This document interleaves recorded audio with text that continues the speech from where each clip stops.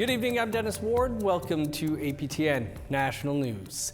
The federal party leaders squared off in Montreal Thursday night in the second and final debate of the election campaign. Here are some of the highlights. I'm interested in solutions. I'm interested in getting energy infrastructure built. That means pipelines, that means carbon capture, storage, that means electricity grids. And here's how you do it. And we've already moved in the first month. Cooperation agreements with the provinces. Guess what? We are a federation. You need to cooperate with Quebec. You need to cooperate with the provinces. You need to get First Nations and Indigenous people buy-in. Indigenous people are statistically overrepresented in our corrections system. Are you concerned that your Tough on Crime platform will make that worse? I'm concerned that Indigenous people are disproportionately the victims of crime. I give you the example of a wonderful group of Indigenous people who came under attack in Saskatchewan, and many of them were murdered. Killer was out of jail after 60 prior convictions. This is the result of 10 years of Liberal laws. What, in your view, is the problem with the RCMP?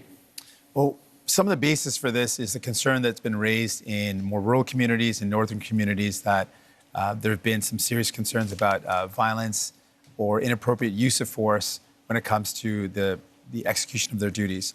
We want to make sure that we've got a top-tier police force that provides security and safety to those communities in a way that's sensitive and understanding of the communities they're serving.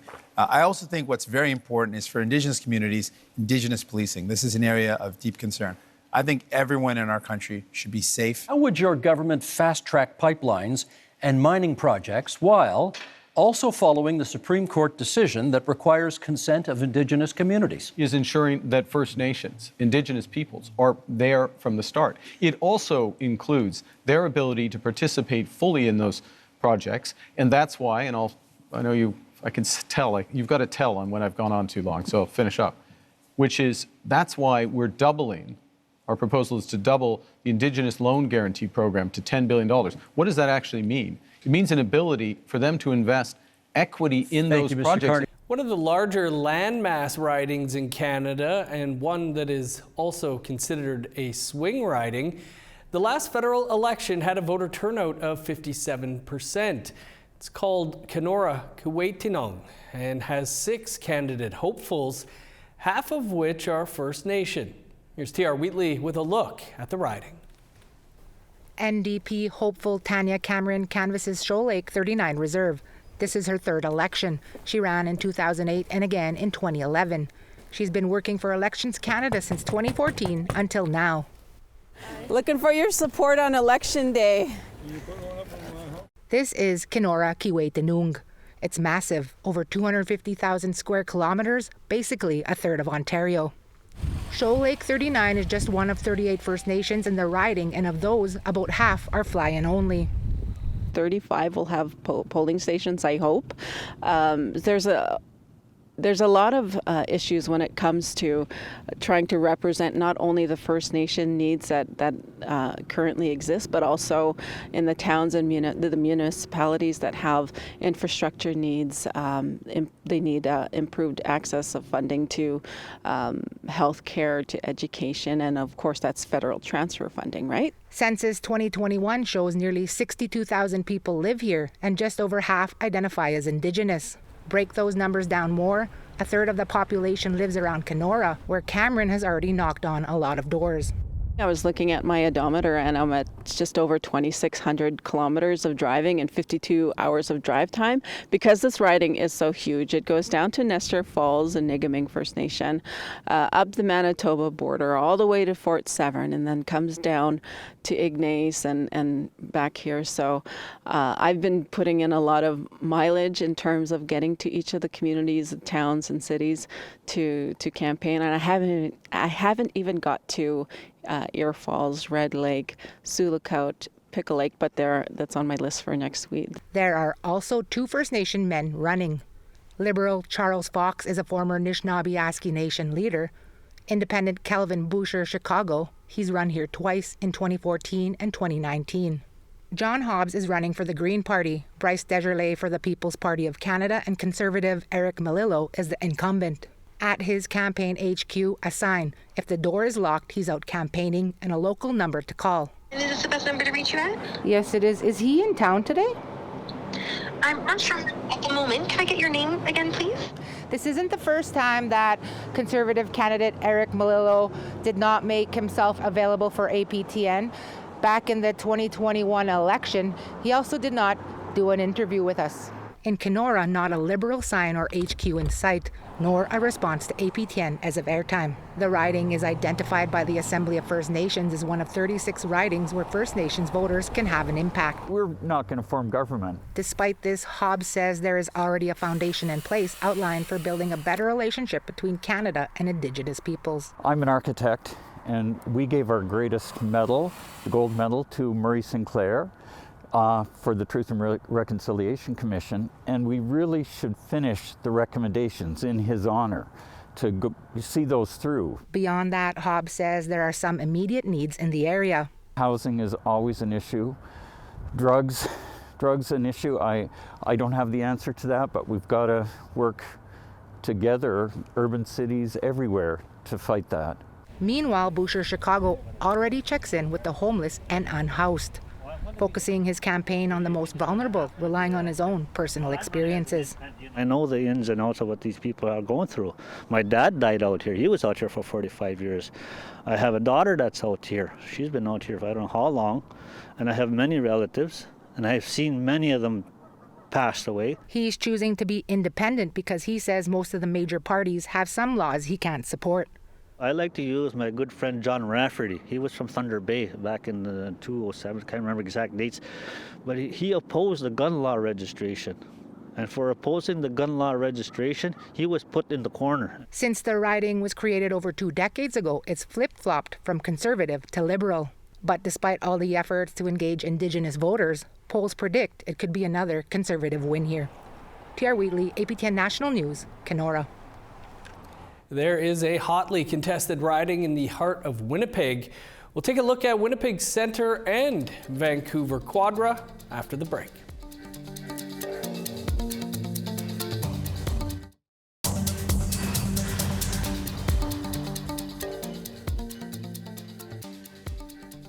Welcome back. In the city with the highest urban Indigenous population in the country, the riding of Winnipeg Centre is also home to the highest percentage of Indigenous voters. It's one of the 36 First Nations swing vote ridings identified by the AFN and the home of APTN World Headquarters. APTN reporter Sierra Bettens gives us a closer look and speaks to the candidates looking for your vote. We're essentially a tapestry of many different peoples, and we seem to come together in a mosque, for example, or a bingo hall. Like there's very many different places that we come to interact, and it's really beautiful to see. From art galleries to community organizations to APTN HQ, Winnipeg Centre is the heart of the city, and its MP, NDP incumbent Leah Gazan, has her finger on its pulse. It's no secret that Winnipeg Centre is one of the poorest ridings in the country. We are a dynamic community, rich with ideas and commitment, and it requires an MP who actually lives in the riding, who works with community, and I hope to be able to do that after the election is finished. According to 2021 census data, the riding has an Indigenous population of around 18.3%. over 3 times that of the rest of Canada. An Indigenous MP has held the riding seat since 2015, when Cree Métis Liberal MP Robert Falcon-Ouellette came into office. Since taking that seat in 2019, Gazan has secured funding for dozens of community-led initiatives and implemented the Red Dress Alert pilot for MMIWG2S. Support from the NDP, it's why we have a Red Dress Alert system. It is our party that provided support for me to even, push forward and receive unanimous consent to recognize what happened in residential schools as an act of genocide. 6 candidates are running in the Winnipeg Centre electoral district. Donald Grant, a member of the Saugeen Anishinaabe First Nation, is running for the People's Party of Canada. Grant says the PPC's commitments to Indigenous peoples includes replacing the Indian Act, respecting the Constitution and treaties, and expanding on reserve property rights. I would like to see is these cards here. So when you go to any gas station, you go to any food store, whatever, to scan this card or make it a strip where you're no tax at no matter what store you are in Manitoba. At 23 years old, Liberal candidate Rahul Walia's resume includes interning under the late Senator Murray Sinclair, co-founding a social impact fund, and working in the Ministry of Transport. Obviously, I'm a young person, and seeing what's been happening with rising cost of living, housing shortages, and affordability, these are issues that affect young people quite greatly. If elected, he wants to advance housing, expand Jordan's principal funding, and ensure youth voices are heard. We have to talk about, housing as an act of Indigenous reconciliation, making sure that there are wellness centers and community-based housing programmings that are meant for Indigenous folks, but also on the national and provincial scale, investing in their communities back home. The riding's Conservative and Green Party candidates were not available for an interview by airtime. Winnipeg Centre is one of 36 First Nations swing vote ridings identified by the Assembly of First Nations. Sierra Bettens, APTN National News, Winnipeg. Now to BC, where for the first time an Indigenous man is hoping to be the next member of Parliament for Vancouver Quadra. APTN's Tina House has that story. Building so much momentum in Vancouver Quadra. Thank you all for your help. Thank you all for your volunteerism. Now let's get out there and win this race. Let's go! It's a busy day at Wade Grant's headquarters as he prepares for another day of campaigning in the Vancouver Quadra riding, a Liberal stronghold since 1984. Grant is from the Musqueam Nation, and he comes from a long line of leadership.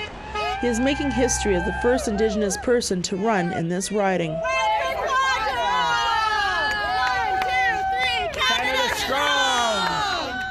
Well, my mother was chief when I was a child. Politics has been in my blood. I was born and raised in this riding, and I think I owe it to the people that helped me become the person I am today, and I want to continue this journey with the Liberal Party because I want my kids and my grandkids to have a bright future in this country. Also hoping to become the next Member of Parliament for Vancouver Quadra is Tom Digby, who is running for the Green Party. We've got a great campaign we're rolling out, putting the environment first, and I have a great deal of experience in business and in government, so I think I really am ready to be the voice of Vancouver Quadra in Ottawa. And also running in the Vancouver Quadra riding is Alam Fakarani for the New Democratic Party and Ken Charco for the Conservative Party of Canada. However, both of those candidates did not get back to us for an interview. For Wade Grant, if elected, his priority is to continue finding ways to advance reconciliation. I've also worked at the highest level of government in British Columbia in the Premier's office, and I've made connections right across the country, not only with just the First Nations community, but with the greater community itself, creating real reconciliation that's going to be important as we move forward into the next 4 years. And for Tom Digby, his goals, if elected, are to support a strong economy. I'm a business green. I really focus on establishing clean technologies as the way to move forward. I mean, we really have to stop this oil and gas production. We have to stop public subsidies into that. If the industry wants to run itself, that's fine. But we're putting so much public money into oil and gas that it's pushing us way too far down the wrong road. Hello, I'm Wade Grant. I'm the Liberal candidate in Vancouver Quadra. And the campaigning continues as we get closer to April 28th, when voters from across Canada get their say in who will run this next government. Tina House, APTN National News, Vancouver. Time for one last quick break, and then what you need to know if you're planning on voting in this federal election. Stick around.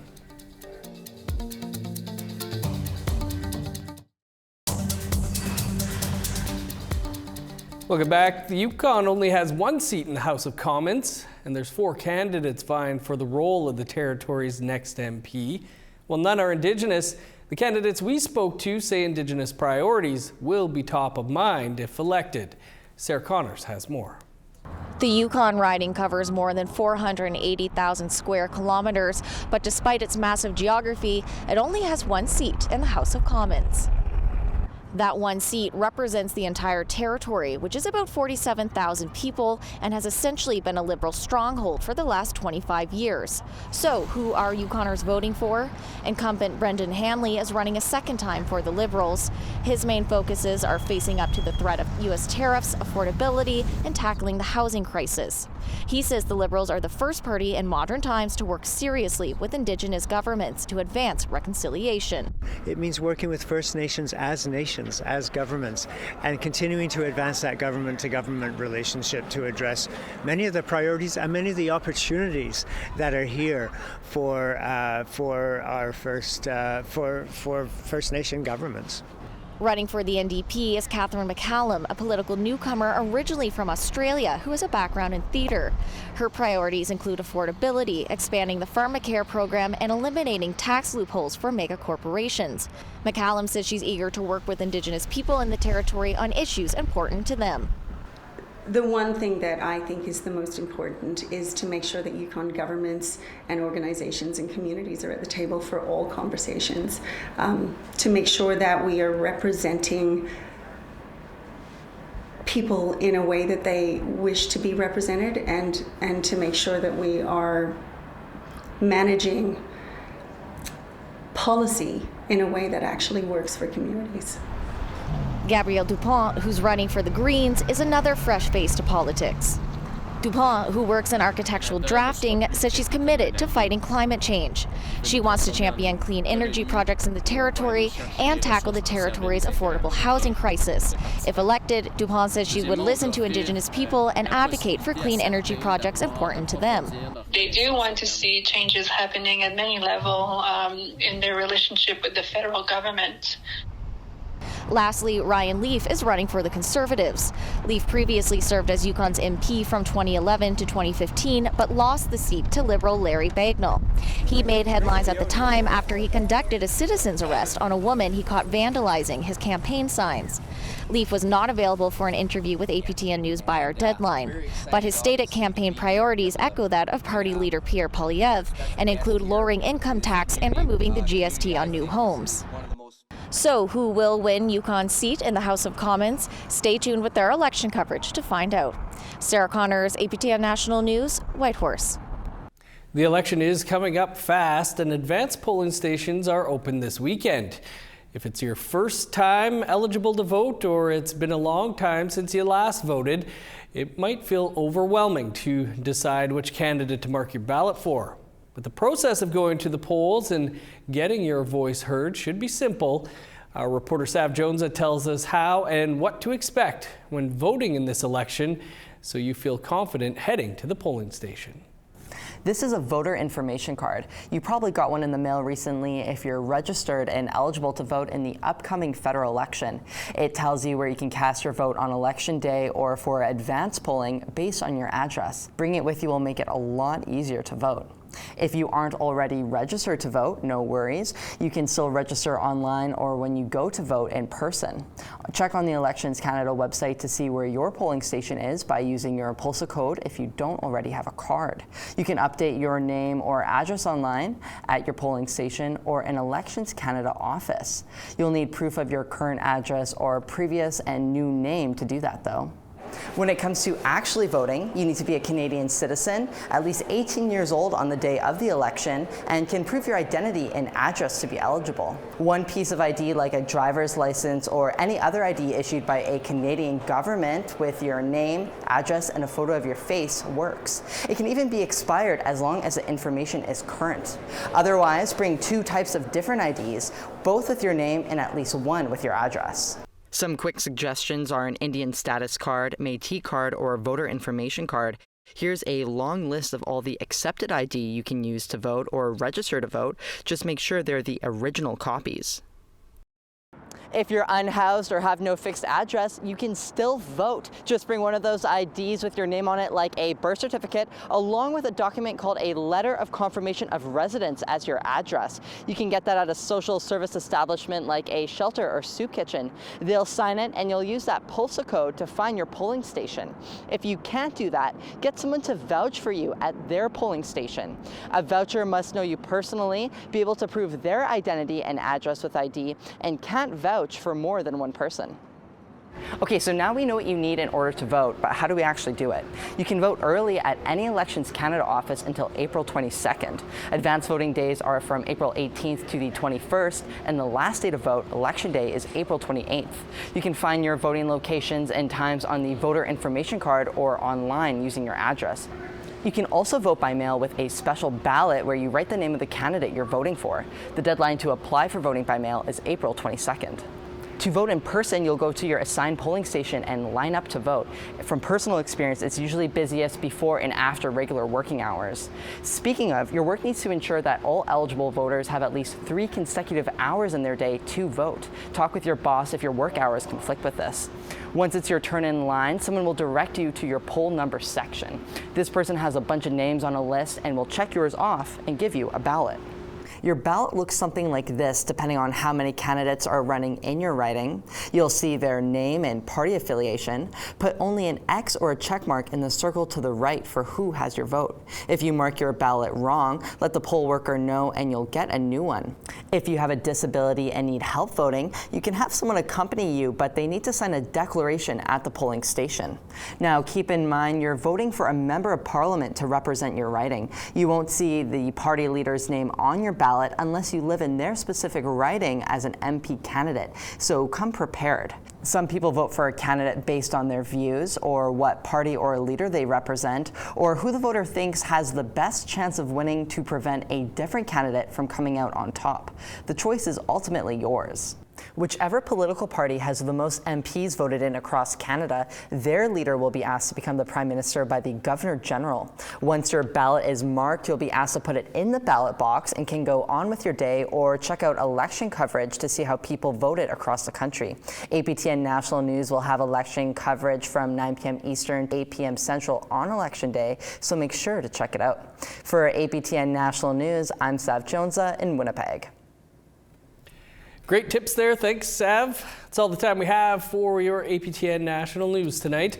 You can visit our website for more, aptnnews.ca. I'm Dennis Ward. Marcy McGuitch, thanks for being with us. Enjoy the rest of your weekend.